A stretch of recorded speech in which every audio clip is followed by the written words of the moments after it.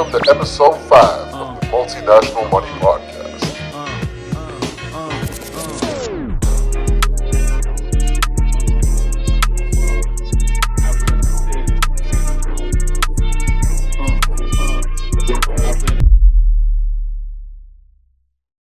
Welcome to the Multinational Money Podcast. I'm your host, Johnny, and if you're interested in financial freedom, expat life, and making the most of global opportunities, then this is your podcast. This episode's guest went from a traditional career path, going through university, doing internships, and having a job in London, to quitting that job, learning coding and programming, and becoming a full-time freelancer and digital nomad who relocated to Dubai. I'm very excited to talk to Tuomas Kivioja about his story, about life in Dubai, about becoming a digital nomad, and how to be successful as a digital nomad.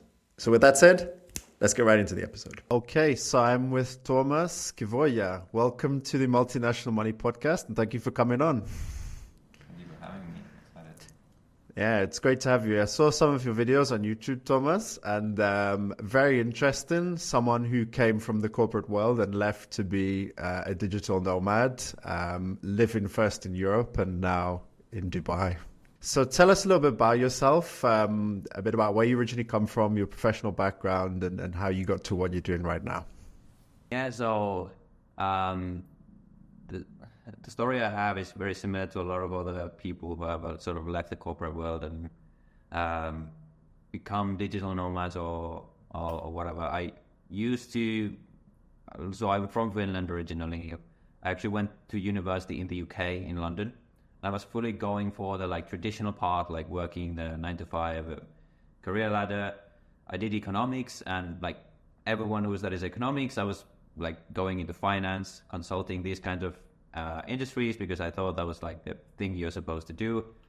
But then I had this moment when I was working an internship in banking this was in Finland, and I just realized that this is terrible. This cannot be my life. I don't want to live this life, and I don't care how much money I could make in banking. I don't want to live like this. So then I went through this entire process of, okay, what can I do instead? What could I do instead to have more of the kind of life that I actually want? Because I was always into travel. I wanted to experience the world and all these kind of things, but I also wanted to make money. So how can I make money and also be able to live, be free and live around the world and these kind of things?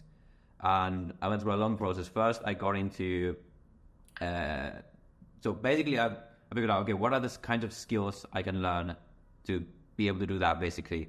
And through a long process, I figured out okay, coding, content creation are two of the kinds of skills that can allow me to either work remotely or eventually, hopefully, do something on my own.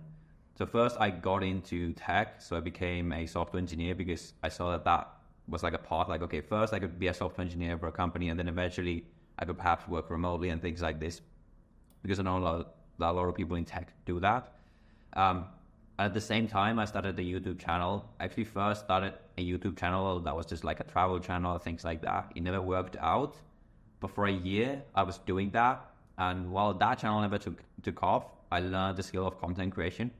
And as I was getting into tech, I also started making content about my journey of learning the code and getting into tech. And that channel ended up taking off very quickly, basically. So it was almost exactly a year ago, a little over a year ago, when my content creation income far surpassed my job income as a software engineer. So I was well, rather than waiting to be able to become a remote developer working for some company, I could just leave the job and do content creation full time. So that's what I ended up doing. So I left London, moved to Dubai around a year ago. And so I sort of live half the year in Dubai, a little bit more than half the year, and the other half in the summer when it's really hot in Dubai, I like to travel around. For example, in 10 days I'm leaving to go to Asia. I'll be traveling around the whole summer. And that's a bit of a background into what I do now. So now I have 2 YouTube channels. I have my main YouTube channel, that's a coding channel, a second channel that's now started to grow, where I talk a bit more about this digital nomad life in Dubai, making money online, finances, these kind of things. So those are the main things I'm doing. Yeah, your second channel was how I found you. Very interesting, actually, that you went from finance background, like myself, over to coding. I think finance, particularly if you're an investor in investment banking, like I think you said you were, it can be very, very intense, despite the big paycheck. And I'm sure, yeah, like you probably realize, like the lifestyle for a lot of people is unsustainable. But interesting that you ended up moving to coding. Was it purely because of the digital and remote nature of it that you ended up doing coding? Or did you have an interest in tech and programming? I had a big interest in it as well. That was like so I was sort of looking at all the possible careers because I didn't actually believe that I could ever become a YouTuber. I never thought that that could ever happen. So I was like, okay, what is out of the sort of traditional careers, what is the kind of career that I can do that I'm number one also super interested in, and number two that can eventually lead me to the kind of lifestyle I want. So for various reasons, tech was that thing. But I did also have a strong, and I still do have a strong industry. And I mean, I still make content about it. I code up stuff on my own all the time. It's still super cool to me as well. So there were like many different reasons why I got into it. But like the big sort of goal that I had in mind was like the kind of life that it would be able to provide for me in the future, which it has. I mean, ironically, sort of happened via me making content about the thing rather than do the thing itself. But it's still one of the things, like, for a regular person, if you want to get into this kind of life, like learning the code, becoming either a freelancer online, or like working remotely for a company, that's a really good path. Like I know a lot of people use to get into something like this. But it's also like, I like the problem solving nature, and like you're solving logical problems, these kind of things. I do also really like it. Yeah, I totally agree. Like, I never thought myself I could have gotten a YouTube channel this size as well, like when I started it. But I think it's just finding your niche, or finding a skill that you can monetize. And then from there, like the rest kind of follows. You just stick with it for a period of time, and eventually everything will fall into place, I think. Exactly. Yeah, and it's like if you find a skill that's monetizable and that you really enjoy doing, and you just don't stop, eventually you'll get good enough at it that it's gonna work out. At least that's what I believe. Exactly. Yes. So the next question is, what is your typical schedule as a digital nomad, Tuomas? Do you get the chance to take time off and travel when you want? I know you said you spend part of your time in Dubai and the rest of the year traveling. How does your schedule allow you that flexibility as a digital nomad? Yeah, so one of my big goals as well was not just to build wealth, to build income, but also to build income in a way that allows me to have the lifestyle that I want. So I wanted to build not only my business, but also my life. So I've been able to do it in such a way that I'm essentially like, I don't know if you've heard of this like trend of like solopreneurs, like people who like essentially run solo businesses. I'm essentially that. Like I don't have any employees. I just do everything on my own, except I have freelancers who edit videos for me. And then I have an agent who deals with sponsorships for my channel. And doing it that way allows me to be very flexible. Like usually I have zero things on my calendar. Like this podcast was the only thing on my calendar this week, I think. Like I purposefully build my life in this kind of way because but for me the goal was never like even the money. It was just the freedom, and I'd be able to build this life where I have a lot of like I can do whatever I want, whenever I want, wherever I want, every single day, because most of my work is like scripting videos, filming videos, either editing videos or sending them to my editors or like replying to emails, and all of that I can just do with a laptop. Anyway, so really, so to answer the question, my schedule is pretty much I wake up, do some work, eat breakfast, do some more work, eat lunch, do some more work, go to the gym, get home, do some more work again, eat dinner, then wind down in the evening, and then a couple of times a week I'll do something social. And because I don't have any like time commitments, I can like if I choose to, I can just take like Wednesday off if I want to. I mean, I like my work.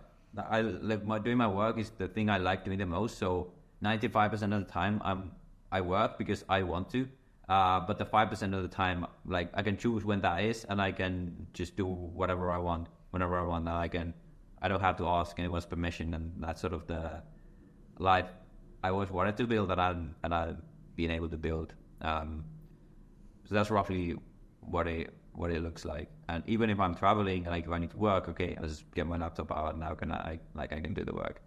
Yeah. So that's pretty much that. Did that answer the question? Yeah, it did. Yeah, I feel special that I'm the only event on your calendar this week. Yeah.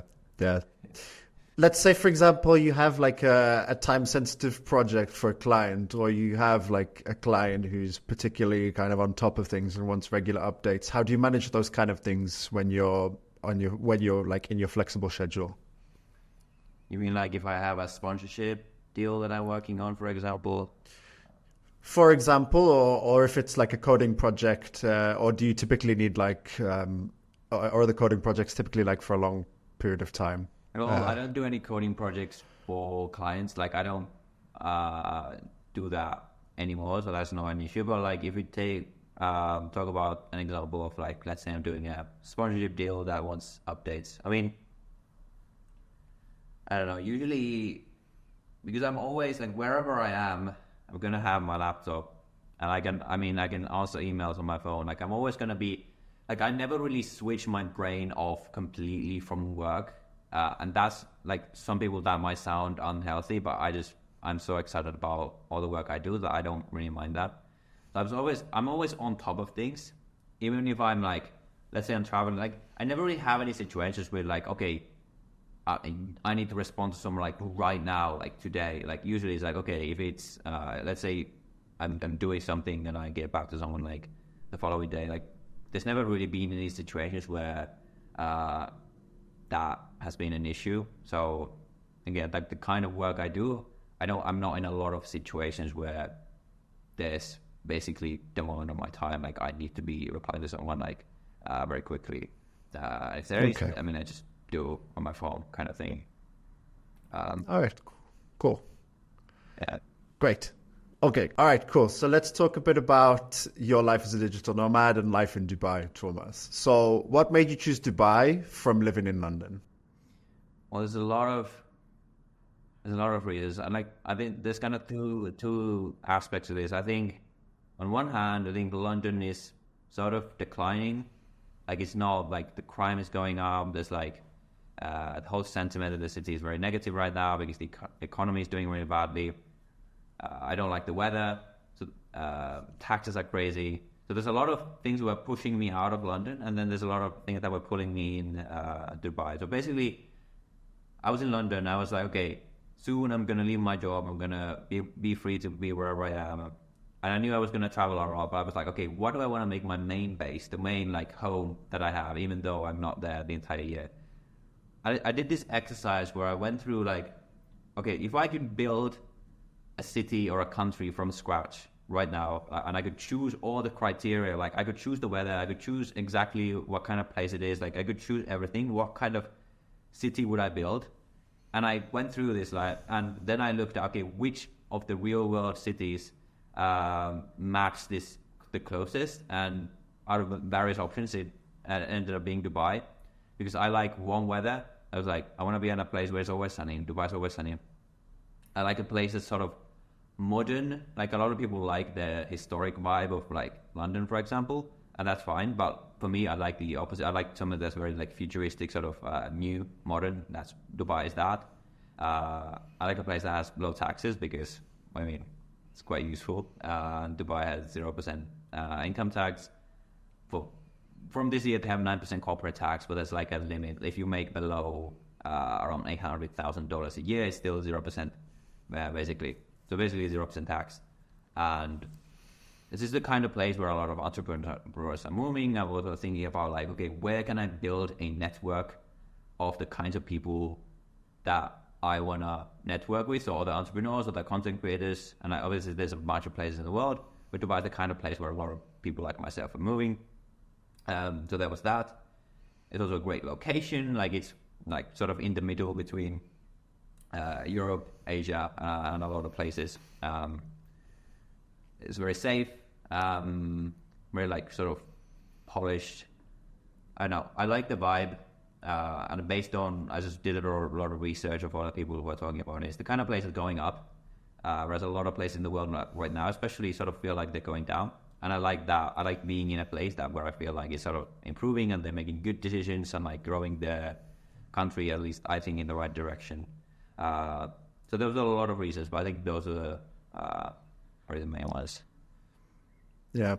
I had another guest on not too long ago, and he's from the UK, relocated to Dubai as well, and we talked about the Dubai dream, which is kind of like the new dream that everyone has to move to Dubai as an entrepreneur. Do you think that's a real thing as well? I think so, yeah. I mean, it feels like anyone I speak to I still speak to a lot of people who I know from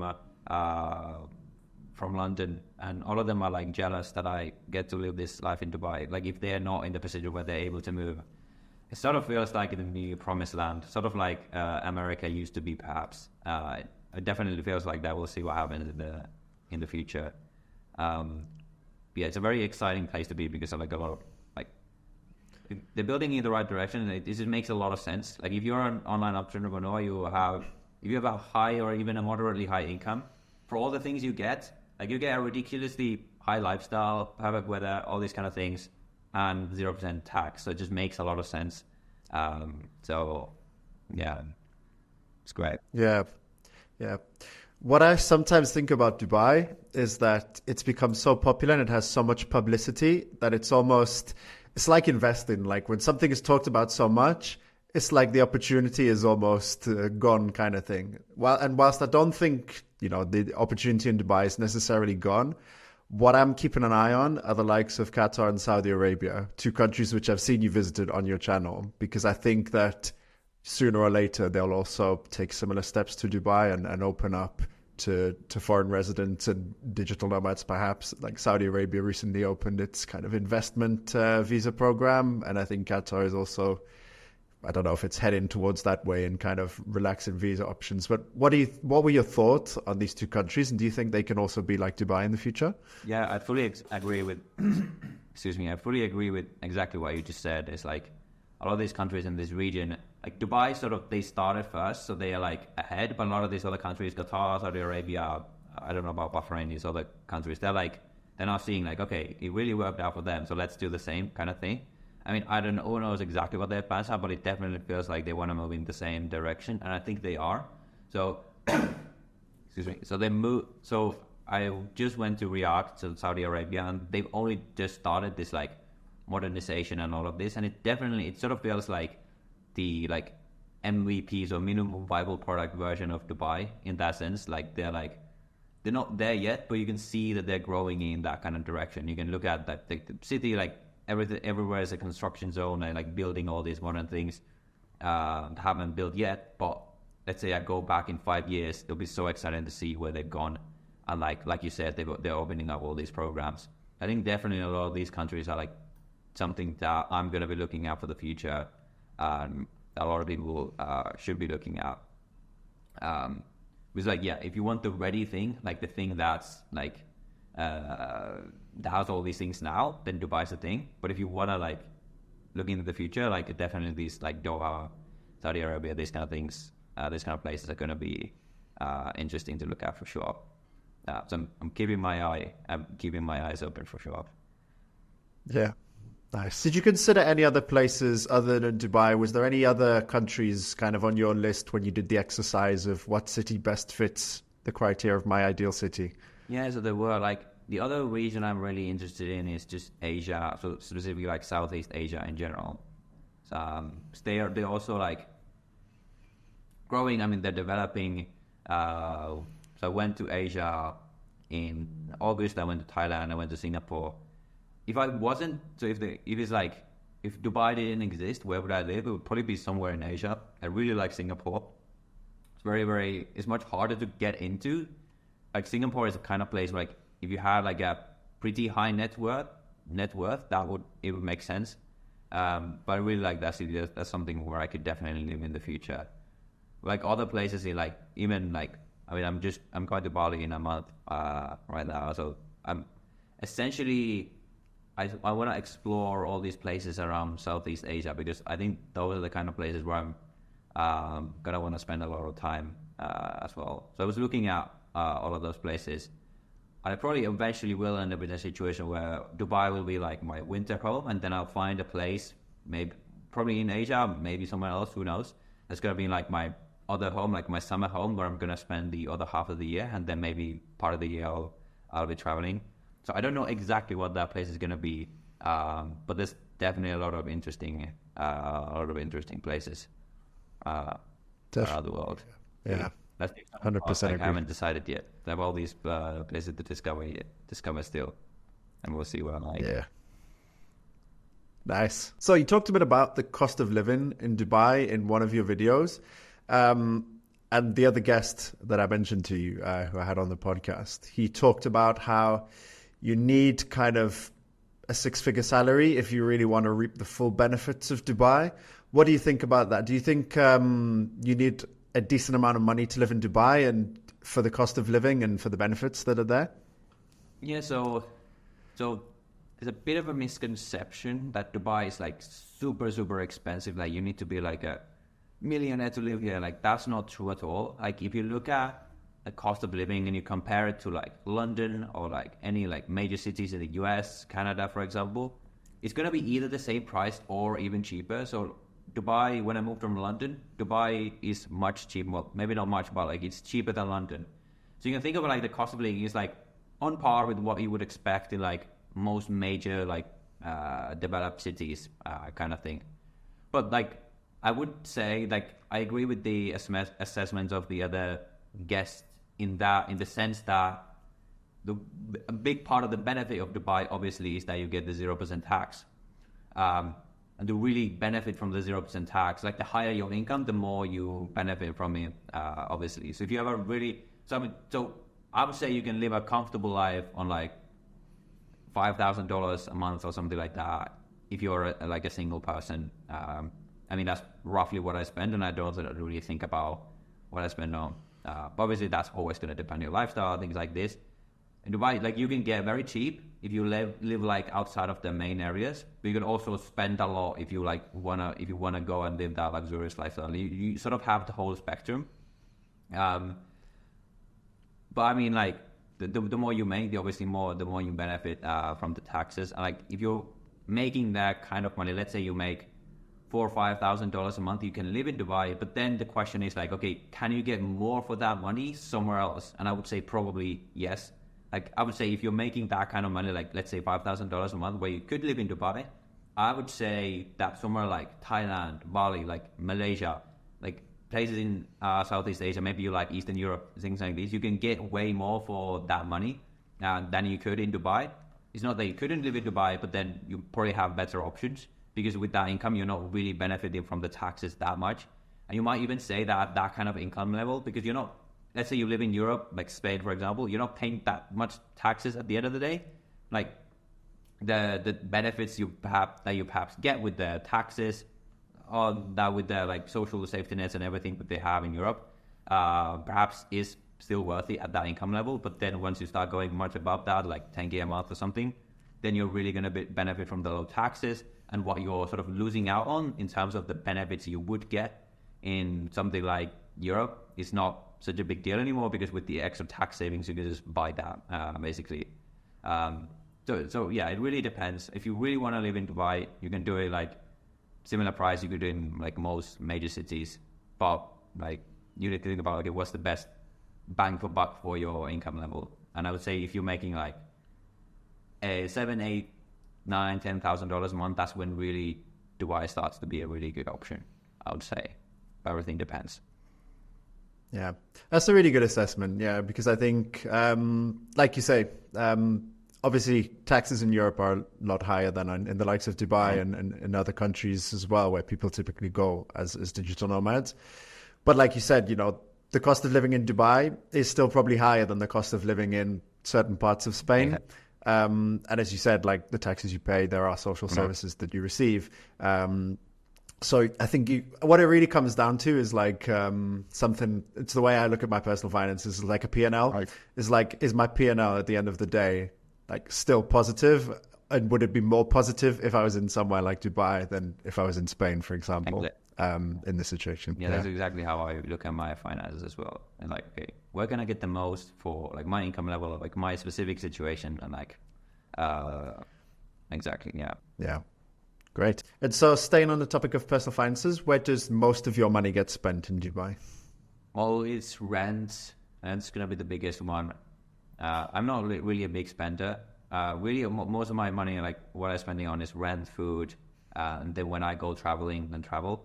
Now, like recently, I've started doing more like stuff, like social stuff around Dubai. We've been going to beach clubs, these kind of things, like doing like activities. But I might do that like once a week, so that's not a big deal. Like half of my spending is probably rent.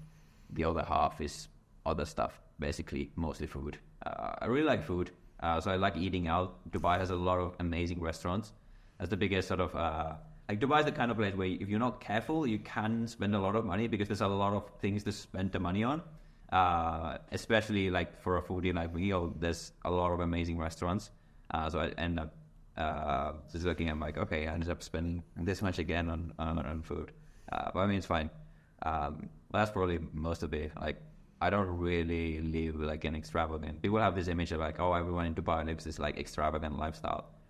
Like, I might do something fun like once a week or something, but most of the time I'm just home at this desk working, and I'll just eat food, and that's basically where most of my money, most normal days goes to. Yeah, I think it's probably the main allure of Dubai is like the convenience and the luxury like perception that it has. But yeah, like you say, I think someone who you probably could survive on a moderate income in Dubai and live a reasonable lifestyle. You're just not going to be living particularly flashy. Exactly. Is kind of my understanding. Yeah, exactly. If you really want to enjoy Dubai, like you want to live that lifestyle, then it's going to cost money. For sure. Because like anything you do really is going to cost money. It's not that any particular thing is super expensive, but like when you start to do stuff, like it just sort of adds up, kind of thing. Yeah. Most of the time I just live a regular life, work, this kind of stuff. Yeah. Cool. So let's talk a little bit about kind of your business setup. So you said you're a solopreneur. In being a solopreneur, are you just a self-employed person, or do you have like a business entity set up somewhere that you invoice from? Yeah, I have a business entity. So before I moved to Dubai, I didn't have a business entity. So I was in the UK. I was just like a sole trader. I was going to set up a business entity, but then I realized like, okay, I'm going to be moving out of the UK soon anyway. So let me just hold off on starting that until I decide where I go, and I'm going to set it up there. So I set up my business here in Dubai when I moved here, and that's also how I got my residency visa. So basically anyone who forms a company in Dubai, you can like give yourself a visa essentially via that. So that's how I did that. So ever since I've been using that. And like actually I have, I also own a US LLC. So the way it is, I don't know if you're aware of like why people do this, but basically I have a US LLC that is basically the main operating company I have. And then that US LLC is owned by my UAE company, which is mainly a holding company right now.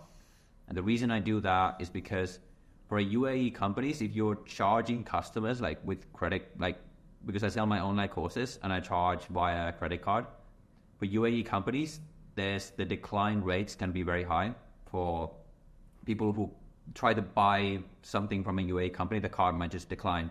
So I ended up losing a lot of money because of that. So then I heard from a lot of people that a lot of people have this setup where they have the UAE company who owns a US LLC, and the US LLC then charges the customers, and then the US LLC just pays everything to the holding company, and then via that I pay to myself. So that's actually the setup. It's a bit like advanced, but a lot of people who do what I do in the UAE have this kind of setup.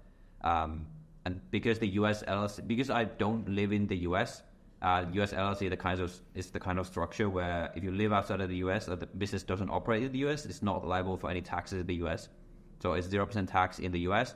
And because the UAE, I don't have to pay any tax, it's like everything is also 0% here. So that's the whole structure that I have basically.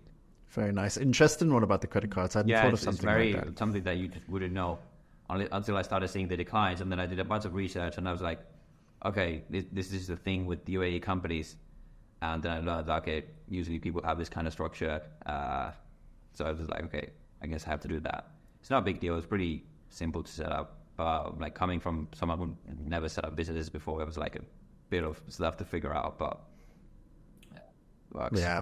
And coming from finance and investing, okay, maybe finance and investing, you have some of that knowledge already, but perhaps from coding, how did you find it transitioning from pure work into like managing and overseeing your business in that sense? It was kind of simple, simply because I was always very interested in business, personal finance, all these kind of topics, even before I was doing it myself, because I wanted to eventually be able to work for myself. So I just started watching a bunch of YouTubers who talk about these things.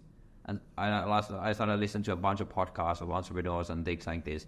So I started learning a bunch about like all these things you need to consider, like like filing taxes, like, well, now I don't have to do it in the UK, like all these kind of things, like investing, all these different accounts. So it was a pretty easy transition, mainly because all these things that I now had to think about were things that I'd already been learning about for quite a long time. So it was almost like exciting, like, yes, now I finally get to do all this stuff that I had sort of been learning about.